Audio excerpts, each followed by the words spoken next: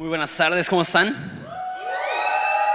Si tienes tu Biblia, ábrela a Génesis capítulo 16. Hoy vamos a ver una de las historias más extrañas de toda la Biblia. Se siente un poco como si estuviéramos viendo un episodio de Laura en América o Mujer Casos de la Vida Real. Nada más que versión Antiguo Testamento, que son un poquito más clasificación B15. Y luego vamos a hablar acerca de la circuncisión. Entonces, si tú te despertaste el día de hoy pensando, quiero un buen mensaje acerca de la circuncisión, pues Dios escuchó tus oraciones y vamos a hablar de eso el día de hoy. Vamos a leer, de hecho, bastante. Es una historia un poco larga. Vamos a leer el capítulo 16, algunas partes del 17 y la primera mitad del 18, pero son capítulos cortos, no nos va a tomar tanto tiempo. Lo leemos, oramos y lo consideramos juntos. Dice así: ahora bien, Sarai, la esposa de Abraham, no había podido darle hijos, pero tenía una sierva egipcia llamada Agar. Desde ahí ya tiene como pinta de telenovela, pero bueno. Entonces Sarai le dijo a Abraham: el Señor no me ha permitido tener hijos. Queriendo sonar muy espiritual, pero lo siguiente que dicen no es muy espiritual. Ve y acuéstate con mi sierva, quizá yo pueda, gracias. Ve y acuéstate con mi sierva, quizá yo pueda tener hijos por medio de ella. Abraham aceptó la propuesta de Sarai. Está muy chistoso eso. Entonces Sarai, la esposa de Abraham, tomó a Agar, la sierva egipcia, y la entregó a Abraham como mujer. Eso ocurrió 10 años después de que Abraham se estableció en la tierra de Canaán. 10 años después de que recibió la promesa que iba a tener hijos, se desesperaron. En vez de esperar a tener hijos con su esposa, tiene hijos con la sirvienta, con la ayuda ahí que tienen en su casa. Y dice, así que Abraham tuvo relaciones sexuales con Agar y ella quedó embarazada. Pero cuando Agar supo que estaba embarazada, comenzó a tratar con desprecio a su señora Sarai. Entonces Sarai le dijo a Abraham: todo esto es culpa tuya. También muy chistoso eso. Abraham así como que, ¿pero de quién fue la idea otra vez? Pero bueno, no le dice nada porque es un buen hombre inteligente que sabe que no se lo echa en cara ese tipo de cosas a su mujer. Se puse mi sierva en tus brazos, pero ahora que está embarazada me trata con desprecio. El Señor mostrará quién estaba equivocado. Pues los dos, ¿no? Pero bueno, Abraham respondió: mira, ella es tu sierva, haz con ella lo que mejor te parezca. Entonces Sarai comenzó a tratar a Agar con tanta dureza que al final ella huyó. El ángel del Señor encontró a Agar en el desierto junto al manantial de agua, en camino que lleva a Shur. Shur es en el camino a Egipto, va a regresar a su casa al parecer. El ángel le dijo: Agar, sierva de Sarai, ¿de dónde vienes y a dónde vas? Estoy huyendo de mi señora Sarai, le contestó ella. El ángel del Señor le dijo: regresa a tu señora y sométete a su autoridad. Después añadió: yo te daré más descendientes de los que puedas contar. El ángel también dijo: ahora que estás embarazada darás a luz a un hijo y lo llamarás Ismael, que significa Dios oye, porque el Señor ha oído el clamor de tu angustia. Entonces ahorita le bendice, le dice: tu hijo va a ser padre de muchas naciones, se va a llamar Dios oye porque Dios ha escuchado tu angustia. La siguiente parte no es tan bonito. Le dice: este hijo será un hombre indomable, tan indomable como un burro salvaje. Me imagino a Agar como que, pues qué bonito, Dios, gracias. Levantará su puño contra todos y todos estarán en su contra. Así es, vivirá en franca oposición con todos sus familiares. ¿Cuántos dicen: yo tengo un Ismael en mi casa? No es cierto, no levantes la mano. A partir de entonces Agar utilizó otro nombre para referirse al Señor que le había hablado. Ella dijo: tú eres el Dios que me ve. También dijo: de verdad he visto a aquel que me ve. Así que este pozo fue llamado Bir Lahai Roi, que significa pozo del viviente que me ve. Y aún se encuentra entre Cades y Bered. Entonces Agar le dio un hijo a Abraham y Abraham lo llamó Ismael. Y Abraham tenía 86 años cuando nació Ismael. Continúa la historia, nos brincamos los primeros 9 versículos del 17, empezamos en el 10. Este es el pacto que tú y tus descendientes deben de cumplir. Todo varón entre ustedes debe ser circuncidado. Debes de cortar la carne del prepucio como señal del pacto entre tú y yo. ouch, de generación en generación, todo varón debe ser circuncidado al 8º día de su nacimiento. Esto incluye no solamente a los miembros de tu familia, sino a los siervos nacidos en tu casa y los siervos extranjeros que hayas comprado. Todos deben ser circuncidados. Llevarán en su cuerpo la marca de mi pacto eterno. Todo varón que no sea circuncidado será excluido de la familia del pacto por romper el pacto. Bríncate el 23. Ese mismo día Abraham tomó a su hijo Ismael y a todos los varones de su casa, tanto los que habían nacido ahí como los que habían comprado, y los circuncidó, cortándoles el prepucio tal como el Señor le había dicho. Abraham tenía 99 años cuando fue circuncidado y su hijo Ismael tenía 13. Cuando tanto Abraham como su hijo Ismael fueron circuncidados ese mismo día, y también los demás varones de la casa, los nacidos ahí, los comprados como siervos, todos fueron circuncidados junto con él. Capítulo 18, con esto terminamos. El Señor se le apareció otra vez a Abraham cerca del rebledo que le pertenecía a Mamre. Un día Abraham estaba sentado en la entrada de su carpa a la hora más calurosa del día. Entonces levantó la vista y vio 3 hombres de pie cerca de ahí. Cuando los vio, corrió a recibirlos y se inclinó hasta el suelo en señal de bienvenida. Mi señor, dijo él, si le agrada, deténganse aquí un rato, descansen bajo la sombra que está de este árbol mientras se les trae agua para lavarse los pies. Y ya que hayan honrado a su siervo con esta visita, permítanme prepararles comida para que recobren fuerzas antes de continuar con su viaje. Está bien, dijeron ellos, haz lo que tú dijiste. Entonces Abraham volvió corriendo a la carpa y le dijo a Sara: apresúrate, toma 3 medidas abundantes de la mejor harina que tengas, amásala y hornea pan. Luego Abraham corrió hacia el rebaño, escogió un becerro tierno y se lo dio a su siervo para que quien lo preparó con rapidez. Cuando la comida estuvo lista, Abraham tomó del yogur, de la leche, junto con la carne asada. Espero que ya hayas comido, si no, pues te puedes antojar tu birria ahí, ¿no? Y sirvió la comida a los hombres mientras ellos comían. Abraham les atendía bajo la sombra de los árboles. ¿Dónde está Sara, tu esposa?, preguntaron los visitantes. Está dentro de la carpa, contestó Abraham. Entonces uno de ellos dijo: yo volveré a verte dentro de 1 año y tu esposa Sara tendrá un hijo. Sara escuchaba la conversación desde la carpa. Abraham y Sara eran muy ancianos en ese tiempo y hace mucho que a Sara había pasado la edad de tener hijos. Así que rió en silencio, y esa es una de las frases más chistosas, en mi opinión, de toda la Biblia. Dentro de sí misma dijo: ¿cómo podría una mujer acabada como yo disfrutar semejante placer? Y luego le echa la culpa al esposo, sobre todo cuando mi señor, mi esposo, también es viejo. Entonces el Señor le dijo a Abraham: ¿por qué se rió Sara? Y dijo: ¿acaso puede una mujer vieja como yo tener un bebé? ¿Existe algo demasiado difícil para el Señor? Regresaré dentro de 1 año y Sara tendrá un hijo. Sara tuvo miedo, por eso negó: no me reí. Pero el Señor dijo: no es cierto, sí te reíste. Ay, qué historia. Oramos. Padre, te damos gracias por ser tan bueno con nosotros, por aún en medio de historias raras como esta, confusas como esta, tu propósito y tus principios son muy claros. De aprender a confiar en ti aun cuando no vemos tus promesas, aprender a confiar en ti aun cuando el proceso es difícil. Padre, ayúdanos a tener y a ejercer paciencia, porque cuando ejercemos paciencia estamos comprobando que realmente creemos en ti, Padre. Eso no es fácil, pero creemos que con el poder de tu Espíritu Santo lo podremos hacer, y por eso pedimos esto en el nombre de Jesús. Amén. No sé si hay alguien aquí que se considera paciente. ¿Habrá alguien? No, yo creo que casi nadie. Es más, nos consideramos súper impacientes. Las personas dicen que los de mi edad, los millennials como les llaman, es la generación más impaciente en la historia de la humanidad. Nos llaman la generación del microondas. Pero si somos honestos, hasta le gritamos al microondas.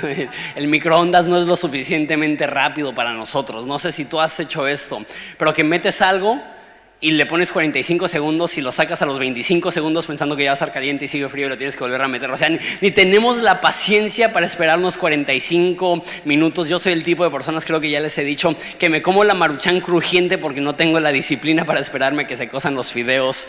Somos súper impacientes. Se pone un semáforo en amarillo y le pisamos como Toretto. Porque nos estresa el considerar que tengamos que esperar 45 segundos en una intersección en lo que se vuelve a poner verde el semáforo. Y eso como que me despertó la curiosidad y dije, ¿por qué somos tan impacientes? Entonces googleé por qué somos tan impacientes y salió un artículo. Estaba súper largo, como que no lo quise leer. Nada más vi los puntos principales y dije, no, pues sí, somos impacientes. No sé qué tenemos, que somos una cultura que esperar para nosotros se nos hace lo más difícil. En esa historia vemos cómo Abraham y Sara tuvieron que esperar, recibieron una promesa cuando Abraham tenía 75 y Sara 65, que iban a tener un hijo.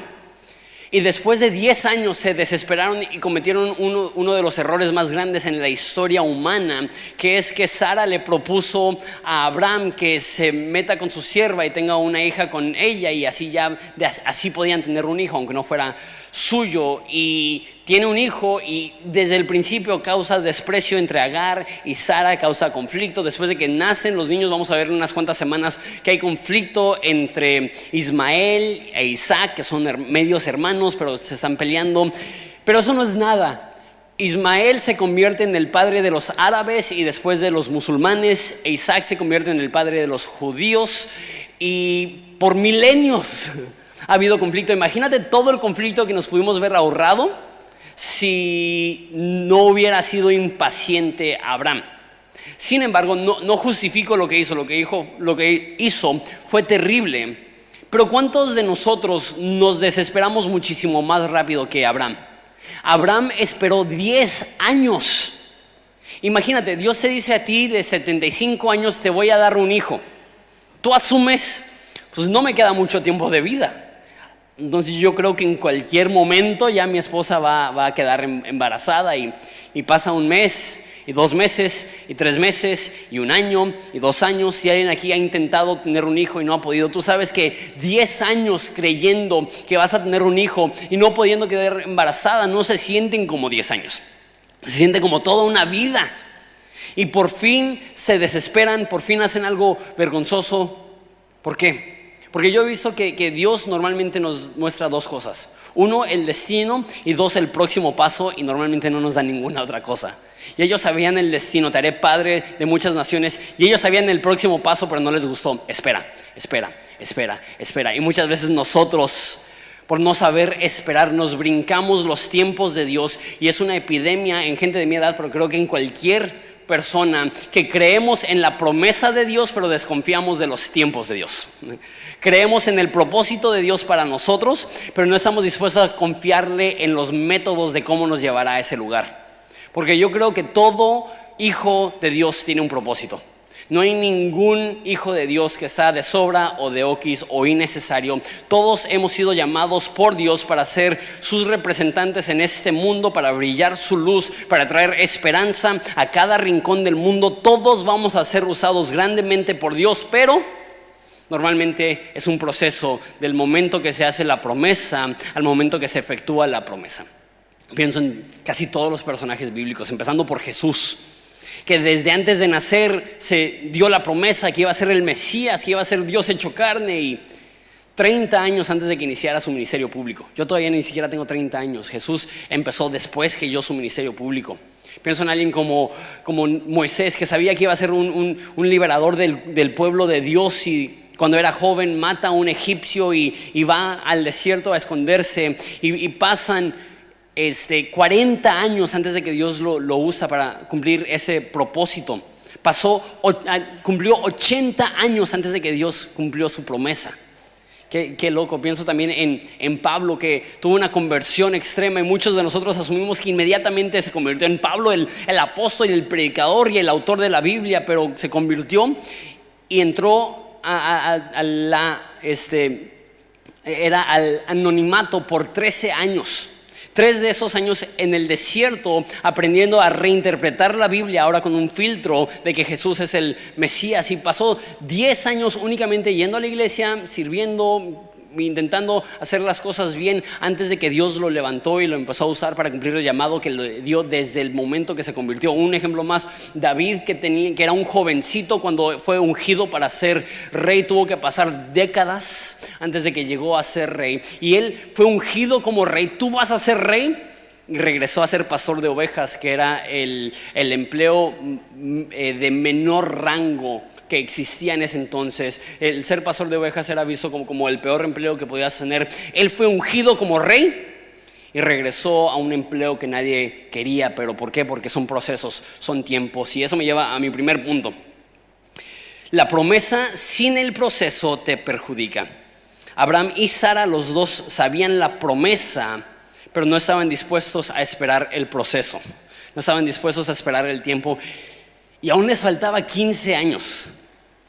Del momento que Dios le prometió a Abraham hijo y el momento que nace Isaac pasan 25 años. No sé cuántos de nosotros tendríamos la disciplina para esperar sin ver respuesta por 25 años alguna promesa de Dios. Y como ya dije, Dios nos muestra el destino, pero muchas veces no nos muestra el camino. Nos dice la promesa y únicamente va acompañado del siguiente paso. No es como Google Maps, que nos da un sistema detallado de los próximos 10 años de nuestra vida, y después de 2 años vas a dar vuelta aquí, después de 3 años vas a dar vuelta acá, y mira que hay un poquito de tráfico y vas a tener que sacarle la vuelta. No, nos dice, yo te voy a usar, yo tengo eso preparado para ti, y lo único que nos da es el próximo paso. Es el próximo paso. Y es aprender a confiar cada día, aunque nuestro entorno sea difícil, como la vida de Abraham. No podemos dejar que la dificultad de nuestras circunstancias determine las decisiones que tomamos. Cuando las circunstancias aparentan ser imposibles, no podemos dejar de creer en las promesas que Dios tuvo. Eso es lo que pasó con Abraham y con Sara. Simplemente dijeron, ok, creemos en la promesa, pero ya pasó la fecha de caducidad, ya caducó la promesa como nos había dicho. Sé que Dios había dicho que el niño iba a nacer a través de Sara, pero ya es ilógico. Sara tiene para ese entonces más de 70 años y Sara está diciendo, no, yo ya no voy a tener un hijo, y traman ellos una forma de hacerle el favor a Dios. Dios no necesita que le hagamos el favor. Dios quiere que lo abracemos en el proceso y que Él produzca en nosotros paciencia para confiar no solamente en su propósito, sino también en sus tiempos. ¿Y cuántos sufrieron por su impaciencia? ¿Cuántos pleitos? ¿Cuánta disensión? ¿Cuánta problemática? No únicamente familiar, pero ya mencioné a lo largo de la historia. ¿Y cuántos problemas nosotros cargamos simplemente por impaciencia, simplemente por no estar dispuestos a ceder a corto plazo para ganar a largo plazo? Mi segundo punto, que va muy de la mano con el primero, es la paciencia es una evidencia de la fe. De hecho, creo que escribí que es la evidencia de la fe. Paciencia es evidencia de la fe. La Biblia dice que sin fe es imposible agradar a Dios, y luego define lo que es fe. Dice, fe es la certeza de lo que se espera, la convicción de lo que no se ve. Por definición, la fe es creer en algo que todavía no tienes, o sea, paciencia. La paciencia y la fe comparten la misma raíz, que es creer las promesas de Dios. De hecho, la palabra paciencia se deriva, la etimología es paz y ciencia. La paz que viene del conocimiento. Paciencia es tener serenidad y tranquilidad porque tú conoces las promesas de Dios, porque tú conoces cómo es Dios. La paciencia no es estar bien con la disfuncionalidad en el mundo. La paciencia es saber que aún a pesar de que tu circunstancia sea adversa, tu confianza no está en tu circunstancia, tu confianza está en la promesa que Dios te ha dado, y puedes tener paz por la ciencia que tienes. Paz por el conocimiento que tienes, que el que comenzó la buena obra será fiel para perfeccionarla. Podemos ser pacientes cuando entendemos que es Dios que nos está guiando, y Dios lo hace así. En toda la Biblia nos habla de paciencia, paciencia, paciencia. De hecho, la Biblia dice que la prueba produce paciencia.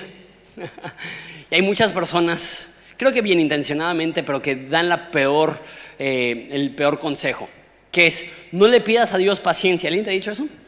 No le pidas a Dios paciencia porque entonces te va a enviar pruebas. Es como decirle a alguien: no le pidas a Dios que te haga fuerte. Dios usa las pruebas para fortalecernos. Y cuando estamos sufriendo y pasando por dificultad, la petición no debe de ser, remueve esa dificultad. La petición debe de ser, dame paciencia y dame fe para atravesarla y crecer y madurar a través de este proceso. La meta no es evadir la dificultad, la meta es crecer aún a pesar de la dificultad. Porque si Dios quisiera, todo lo que te promete te lo pudiera dar en el instante. No tendría que esperar. Entonces, ¿por qué espera? Porque Dios no solamente está interesado en darte algo a ti, sino hacer algo en ti.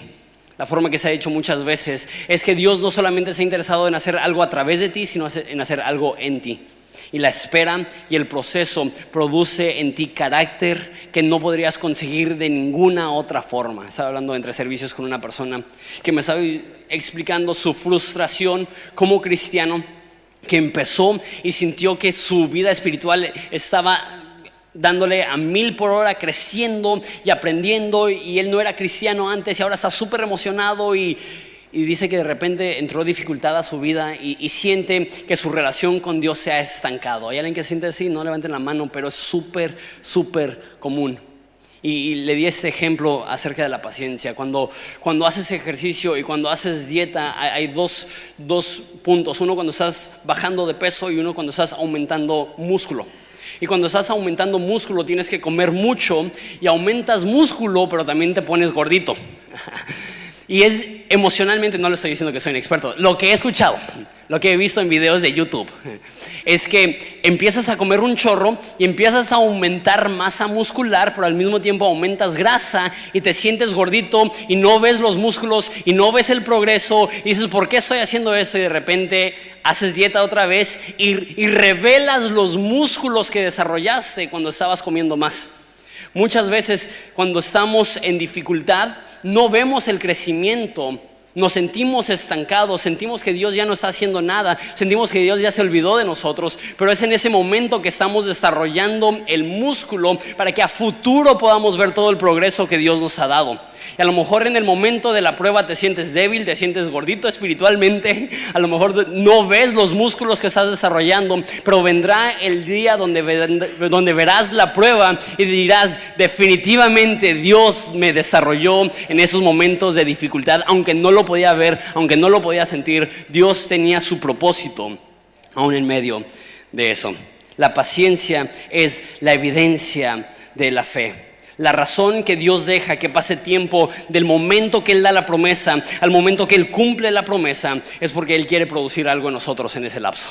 Él quiere producir crecimiento en nosotros en ese lapso. Si no, nos los daría todo en el instante. Pero ¿sabes qué? Si Dios te diera todo lo que te ha prometido en el instante que te lo promete, ni siquiera estaríamos en el lugar correcto para apreciarlo. Pero a veces es la lucha y la dificultad y el proceso y el pelear y el caminar y el esforzarnos lo que nos permite disfrutar las promesas de Dios cuando por fin llegan. Punto número 3. Eso se desvía un poco acerca de la paciencia, pero sigue hablando del tema de la fe. El capítulo 17 es curioso, habla de las promesas de Dios.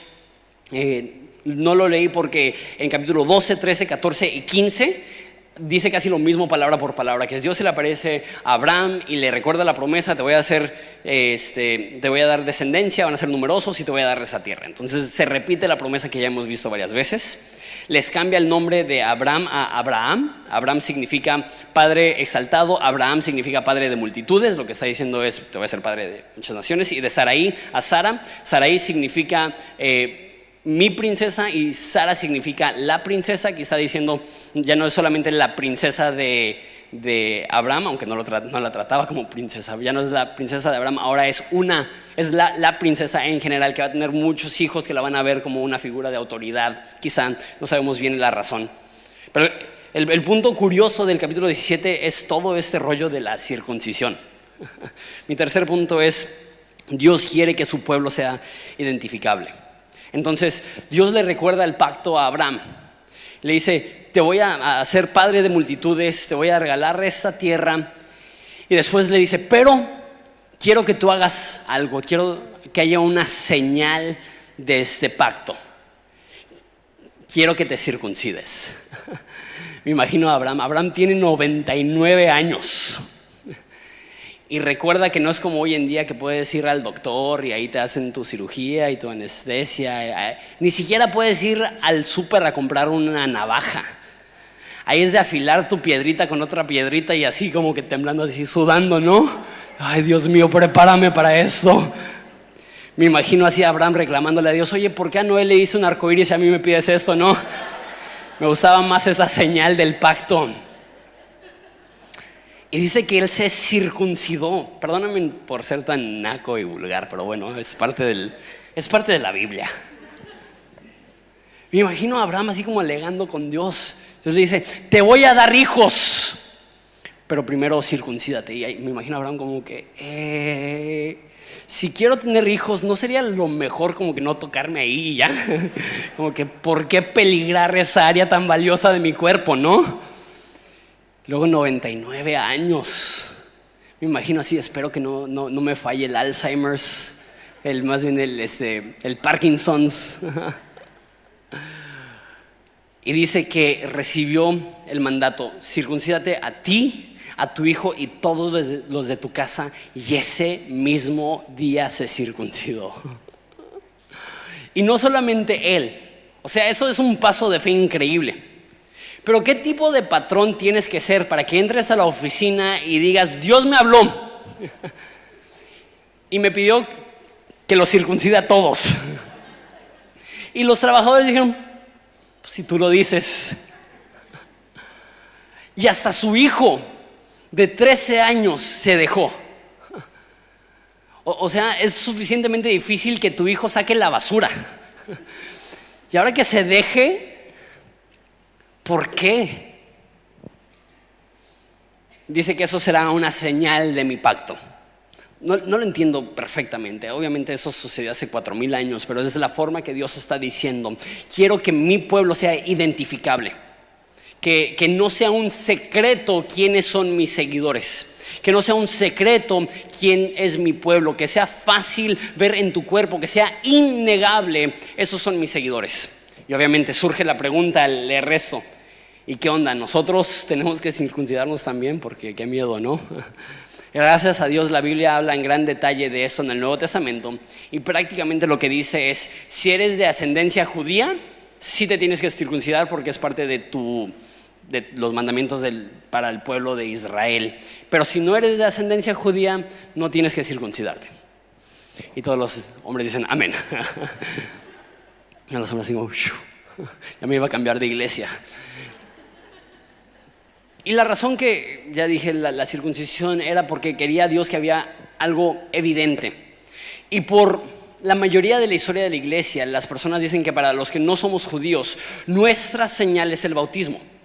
Que así como la circuncisión era algo físico, el bautismo era una forma física de expresarle al mundo: yo soy parte del pueblo de Dios. Yo soy parte de la iglesia, yo soy parte del pueblo escogido. De las promesas que Dios le ha hecho a Abraham. Y creo que muchas veces no le damos la importancia al bautismo que deberíamos de darle. Es súper importante. Es la forma en la cual físicamente declaramos al mundo: yo le pertenezco a Dios. Si no te has bautizado, todos los años mínimo tenemos 2 bautizos en domingo de resurrección y al principio del ciclo escolar, entonces finales de agosto, principios de septiembre. Si no te has bautizado, te invito a que vayas haciendo planes para hacer eso.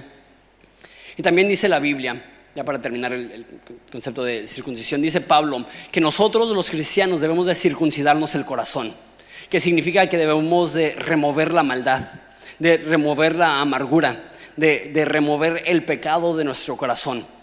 Que así como tú podías ver físicamente a un judío y decir: él es parte del pueblo de Dios, también los cristianos debemos de ser obviamente y evidentemente diferentes, seguidores de Dios. No que nos creemos mejor que las demás personas, pero que es obvio: ellos operan en un estilo de vida totalmente diferente. Ellos son más íntegros, tienen más esperanza, son más amables, son más pacientes, son más considerados de las demás personas. Debe de ser obvio que somos diferentes. Y existe, y eso lo he dicho mucho, existe un temor entre algunos cristianos. Y dicen cosas como: ay, qué miedo que se enteren que soy cristiano. Conozco personas que en su trabajo su mayor preocupación es: ¿Y qué si se enteran que soy cristiano? Debería ser obvio. No porque tienes una cruz colgada de tu cuello o porque el fondo de pantalla de tu teléfono es un versículo bíblico, sino porque vives de una forma que las personas dicen: esta persona obviamente es un seguidor de Jesús. Mira con cuánta fe camina, mira con cuánta esperanza camina, mira cómo tiene integridad cuando todos los demás no lo tienen, mira cómo camina en rectitud cuando los demás caminan en injusticia. Que sea evidente que somos parte del pueblo de Dios. Regresamos a la historia de Abraham y Sara con los niños. El punto número 4: a veces la falta de fe se manifiesta en negatividad, no en rebelión. Lo repito porque no lo leí bien. A veces la falta de fe se manifiesta en negatividad, no en rebelión. Entonces tenemos esta historia donde están pasando unas personas y a Abraham le dicen: hey, vengan, les lavamos los pies, les hacemos una cena. Y le llama el ángel del Señor. Y en el Antiguo Testamento, cuando ves la frase el ángel del Señor, la gran mayoría de personas estudiosas creen que esa es una referencia a Jesús antes de nacer. Cuando ves un ángel del Señor, puede ser cualquier ángel. Cuando ves el ángel del Señor, normalmente es una referencia a Jesús mismo. Entonces dice que ahí estaba el ángel del Señor. Eso es importante porque la semana que viene vamos a ver una interacción hablando de Sodoma y Gomorra y de la destrucción. Entonces es Jesús hecho carne, pero antes de nacer, 2000 años después de esto. Y tienen esa interacción y le dice a Abraham: para el próximo año Sara va a dar a luz a un hijo. Y me imagino así a Sara como, no sé si lavando los trastes o algo así, pero escuchando y escucha: tu mujer va a dar a luz. Y ella cree que es tan loco y tan ilógico. Ella dejó de creer hace tanto tiempo que su reacción cuando Jesús mismo le dice: te voy a dar un hijo, es que se ríe por su incredulidad. Y dice, una vez más, voy a ser un poco pelado, pero dice una de las frases más chistosas de toda la Biblia en versículo 12. Dice que se rió en silencio dentro de sí misma y dijo: ¿cómo podría una mujer tan acabada como yo disfrutar semejante placer? Ni siquiera está hablando de quedar embarazada. Ella dijo, y le echa la culpa al hombre, ¿no? ¿Cómo voy a disfrutar tal placer si ya está tan viejo mi hombre? ¿Qué es lo que está diciendo? Ay, Diosito, mi gordo ya está disfuncional. O sea, ya no es cuestión de quedar embarazada, ya es cuestión de ¿cómo me va a dar semejante placer? ¿Qué frases de esta señora? Y dice Dios: mira, hay dos problemas. Uno, yo tengo 90 años. Tengo suficiente edad para haberle dado 2 vueltas a la menopausia. Y mi hombre ya no puede. Y hasta dice en Romanos, dice que su cuerpo estaba como muerto. Sin ofender a los de 99 años presentes. Y se le hace tan bárbara la observación de este ángel que ella podría dar a luz, que se ríe y dice: uy sí, como si fuera tan fácil, ya no me puede dar ese placer, yo ya estoy grande, él está viejo, ¿cómo va a pasar esto?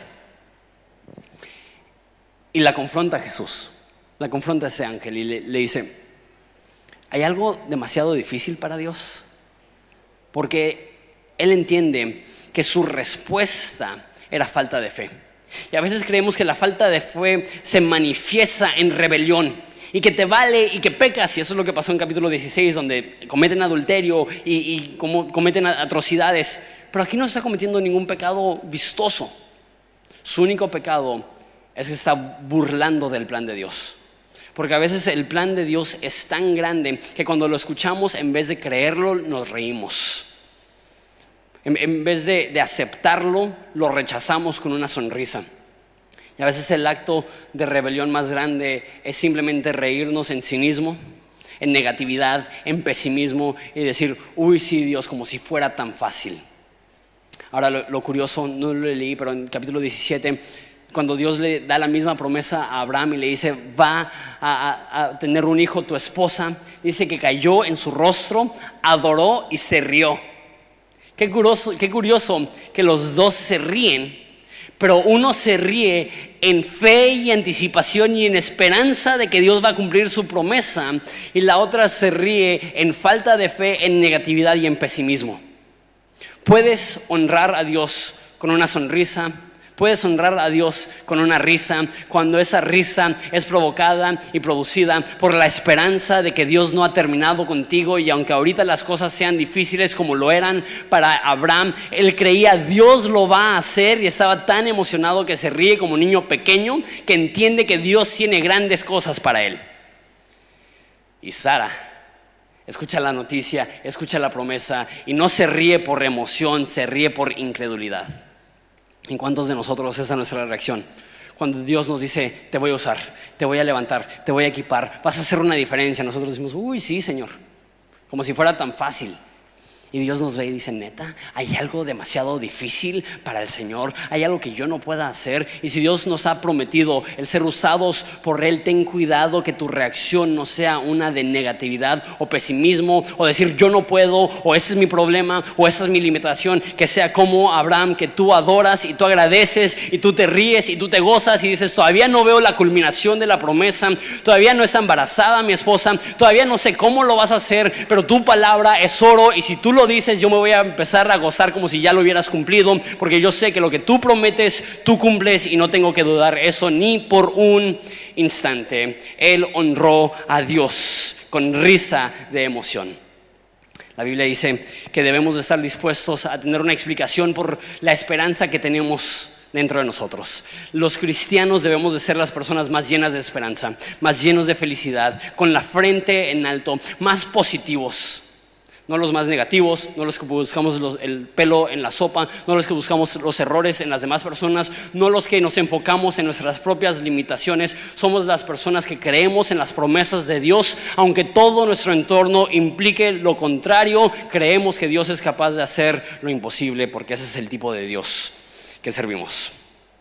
Punto número 5, con eso termino. Regresando un poco a la historia de Agar.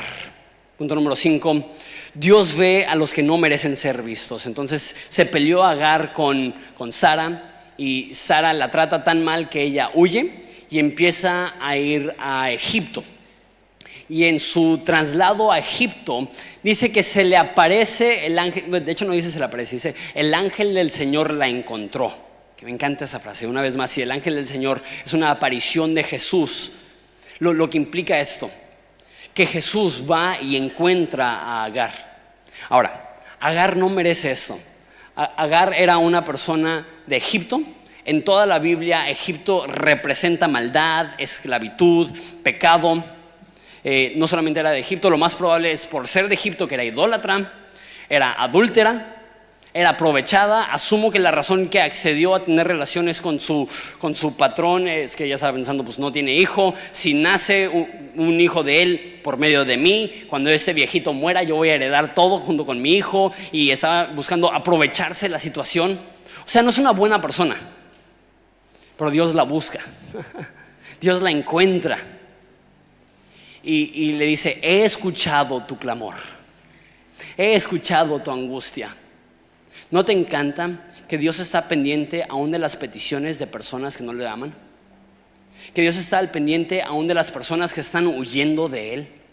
Que Dios no se espera a que tú empiezas a buscarle a Él para que Él se manifieste a ti. Él es el Dios que nos busca. La Biblia dice que Dios hablando, fui hallado por aquellos que no me buscaban. Que la realidad, la Biblia dice que tú y yo somos como ovejas que nos descarriamos, ovejas que huimos de Dios, y Dios es el que nos rescata, nos busca, se acerca. Nadie puede decir, yo encontré a Dios, pero todos podemos decir, Dios me encontró a mí.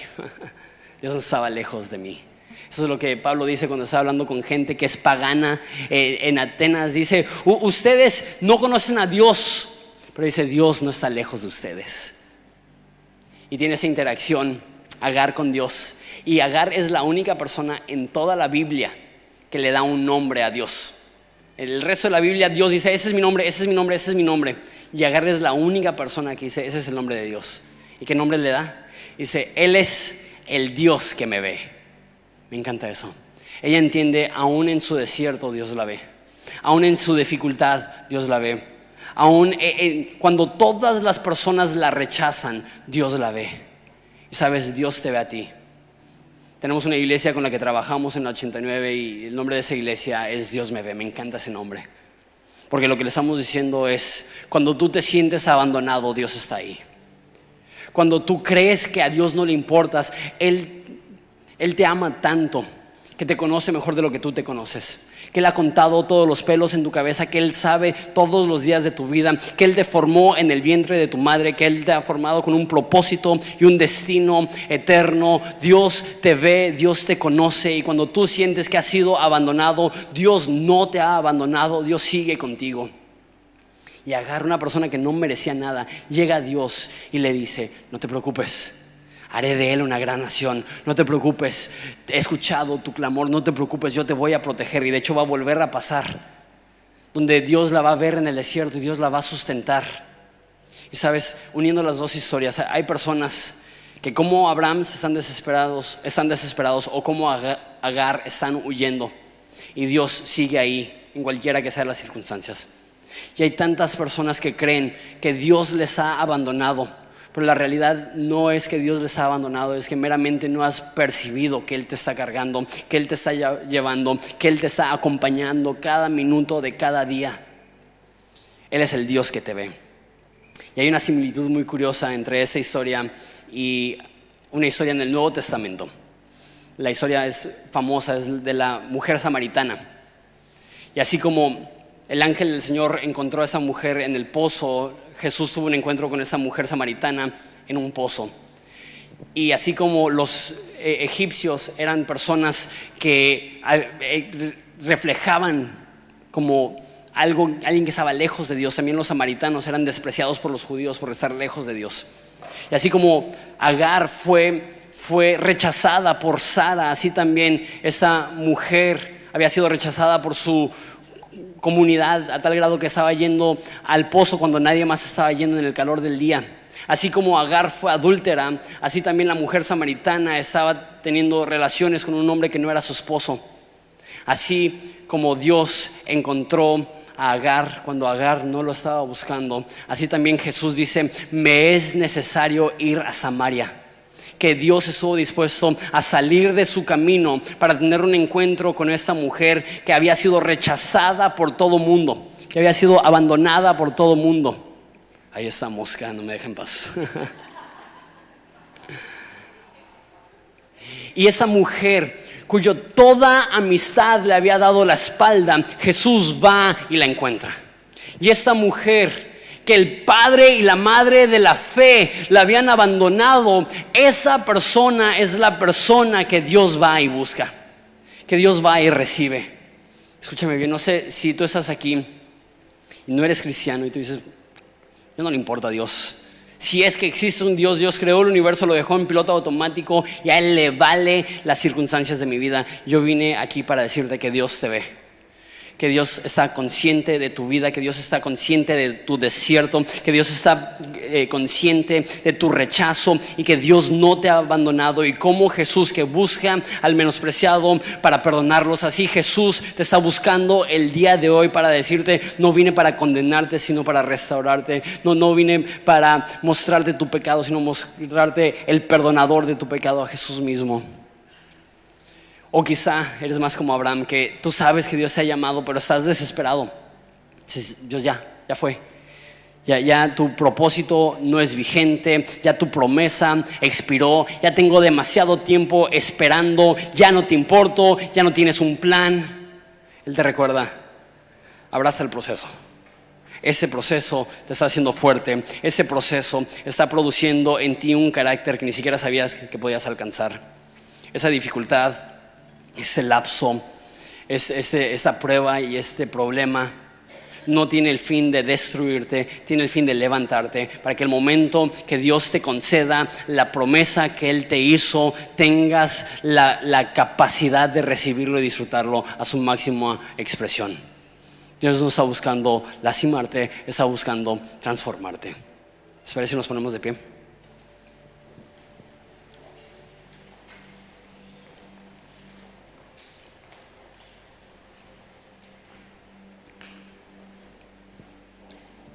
Padre, te doy gracias. Porque aun cuando nosotros no vemos tu plan, podemos confiar que tú nos estás guiando, que tú no nos has abandonado, que tú nos ves, aún en el dolor y la tragedia y en el desierto que podamos estar cruzando. Padre, te pido por cada persona que siente que les has abandonado, recuérdales que tú les estás acompañando y que si en realidad les hubieras abandonado, no estarían aquí. Pero tú has permitido que pasen este momento de incertidumbre, de oscuridad, de dificultad, no porque les odias, sino porque estás produciendo en ellos algo tan excelente y tan valioso que sería inalcanzable de ninguna otra forma.